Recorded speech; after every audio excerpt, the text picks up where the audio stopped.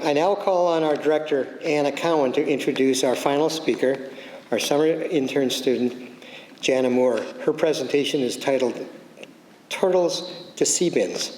So I asked Anna, would you come up? Okay, hello everybody. As Peter said, my name is Annabelle Cowan. I'm here on behalf of Janet Smith-Staples, who's the environmental co-chair for TIA. Unfortunately, could not be here today. Some of you may recognize me from last summer as TIA's first summer intern. However, this year, I'm very happy to be here to pass on the torch and introduce our second ever summer intern. This year, we have many more events and initiatives for our environmental pillar, and our goal to provide more information regarding wildlife and river health has continued to grow thanks to the help of many, including our newest and exceptionally capable summer intern, Jana Moore.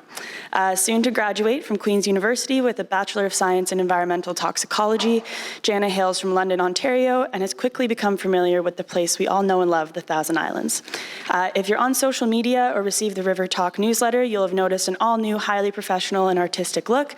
This is all thanks to Jana. On top of organizing 3 river cleanup days, the install of a sea bin at the Gananoque Marina, a turtle nest protector workshop with Parks Canada earlier this summer, and much, much more behind the scenes, Jana has helped bring TIA's outward presence to a new level. We give Jana a list and she checks everything off without issue and with ease, or so it seems. On behalf of the entire board, thank you for making all of our jobs easier. Please join me in welcoming Jana Moore, who will get you up to speed on what TIA has been up to this summer. Hi, everyone. Welcome to the 2022 Annual General Meeting for the Thousand Islands Association. It's really nice to see everyone here with the common interest of the TIA, the amazing work that the TIA has been doing. So I know I'm probably not a familiar face for a lot of you. As mentioned, I'm Jana Moore. I'm the Environmental Program Coordinator. You may have seen my introduction in River Talk, but in case you missed it, as mentioned, I'm studying environmental toxicology at Queen's University, and I'm becoming familiarized with the Thousand Islands area because of my studies in Kingston. I grew up in a household that always valued nature and being outside, and I think this is where my interest in the environment took off, and I spent a lot of my summers on Bosley Island in Georgian Bay. So although the Thousand Islands is a new area for me, my short time has been nothing but beautiful, and it became a place that I really want to protect. So I'm here to talk to you about TIA's environmental sector, in some of the work that I've been doing this summer. As some of you may know, the environmental sector has grown quite a bit over the past 2 summers, and we have no intention of slowing down. Last summer, the fishing line recycling program was born, and it allows people to safely dispose of their fishing line, and we had a trash-free river cleanup, and the planning for the implementation of the sea bin began. So far this summer, we've had a turtle nest protection workshop, a trash-free river cleanup, with another one taking place next weekend, Saturday, July 30th.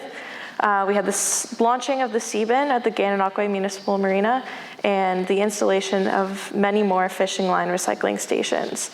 So what does this all mean? I know I call my family and I tell them what I'm doing this summer, and I have a lot of questions about what exactly a turtle nest workshop is and how I'm running it. So that's what I'm here to tell you about. So the Turtle Nest Protection Program is, we had a successful event on May 28th at Mallorytown Landing with the help of Parks Canada's RARE program, which is their reptile and amphibian recovery and education. The event had participants learn how to build a nest protector for turtles, and we ended up producing about 30 in an hour and a half, so good turnout. The nest protectors are boxes that are hammered into the ground and protect nests from predators, so baby turtles can hatch safely, as less than 1% of these survive to maturity, making it of greater importance for humans to help protect them. One of the biggest reminders, if you do encounter a nesting turtle, is to observe from a distance of at least 10 meters. They're easily frightened, and if they become frightened or stressed regularly enough, the female turtle can give up on laying her eggs or lay them in the water, which they will not survive in. Nest protection is important, especially in the Thousand Islands, as the Thousand Islands are home to 5 of 8 species of freshwater turtles in Ontario. All of these species are now at risk. So if you'd like to learn more about turtle nest protection, please visit Parks Canada's RARE program, as well as Turtles Kingston, who provided a lot of the information that you heard here today. And if you would like a free nest protector and have noticed a few nests around your property, please email us and we'll be in touch about getting you one. So this brings us to our next environmental initiative. Our fishing line recycling station that was born last summer thanks to the hard work of TIA members Stuart Arnett, Alec Turner, Dave McWilliam, and Anna Cohen. The fishing line recycling station offers a convenient way for fishers and shore cleaners to properly recycle fishing line and is all sent to the Berkeley Recycling Station, where it is melted down and produced into raw plastic pellets that can be made into other plastic production. Unfortunately, because fishing line is a high density plastic, it needs a special recycling program, and you cannot recycle it in your roadside programs. But this does not mean that fishing line should be excluded from recycling, which would solidify its fate in landfills, or even worse, back into the waterways for hundreds of years, as we just learned. The program works to eliminate the harmful effects that fishing line can have on the environment, such as the entanglement of birds, fish, turtles, other aquatic species, and which would choke animals who may mistake it for food. Not only does fishing line pose an immediate physical threat to wildlife, but when the fishing line begins breaking down in the environment, it degrades into microplastics. You can also see here the map that TIA has of all of our fishing line stations. We're getting more slowly but surely. We have another 10 that is sent over to Save the River, sent for the American side of our river. So our next initiative is our trash-free river cleanups.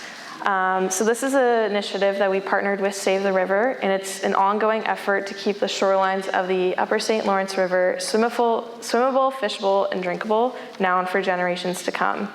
Last summer, a trash-free river cleanup was held, and we had another one this summer on June 11th, both of which were extremely successful. And if you missed either of these, don't worry. As I mentioned, there's another one next weekend, which will be a bi-national clean with Save the River. So we'll all be working to clean the river at the same time. And you can choose to register on the American side or the Canadian side. So be sure to register. It's next weekend from 9 a.m. to 12 p.m. from Gananoque to Rockport. And if you would like more information, please look at our website, and there's also the registration form.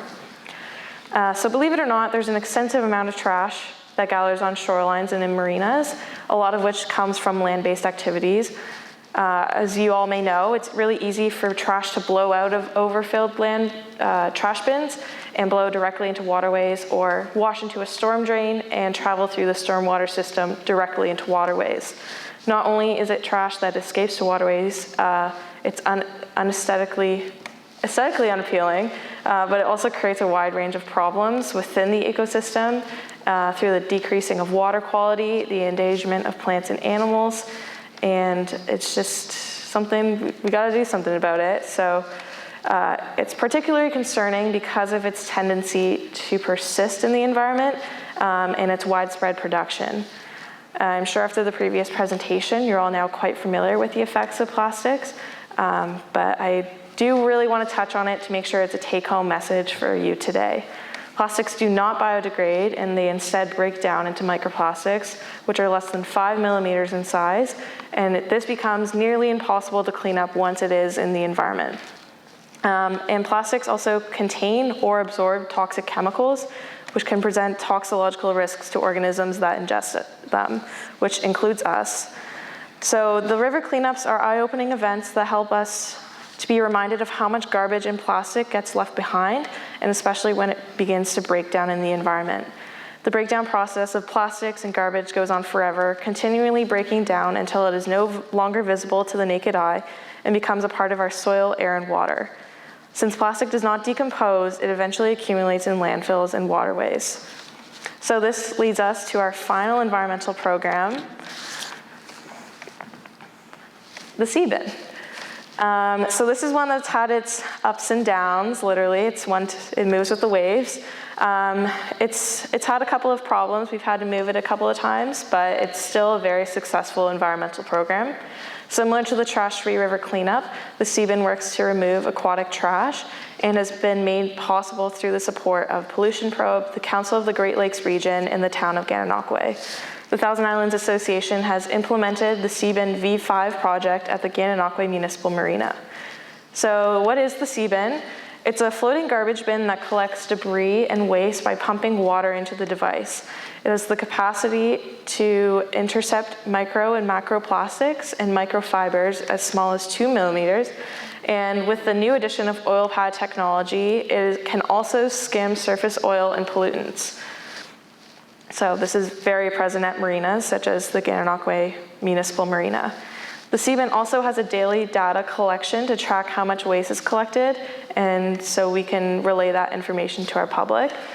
To date, the Seabin project has installed 860 Seabins and captured 3,093,068 kilograms of pollutants.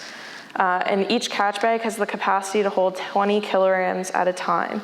So we're extremely excited to be a part of this project, and we want to thank everyone involved who helped to make this possible. And if you want to learn more about the Seabin, visit the Great Lakes Plastic Cleanup website. So what is next for the environmental sector? We have plans to continue to grow our pre-existing programs. We want to install more fishing line recycling stations, making it more accessible. And in future summers, we hope to host more river cleanup days and continue to host turtle nest protection workshops. We're looking for more ways to keep pollutants out of our environment, microplastics and plastics. And I currently have my sights set on getting another project set out, which would be the litter trap, and it intercepts pollutants through storm bins and storm basins. So our main goal is to promote environmental awareness and to protect the Thousand Islands. So if you're looking for more information on what I discussed today or looking for ways to become involved, please go to the Thousand Islands website and look under what we do, then environmental awareness. So thank you for your support and for listening today.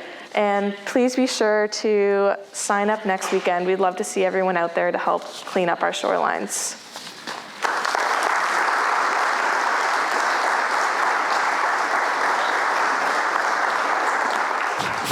Thank you, Jana.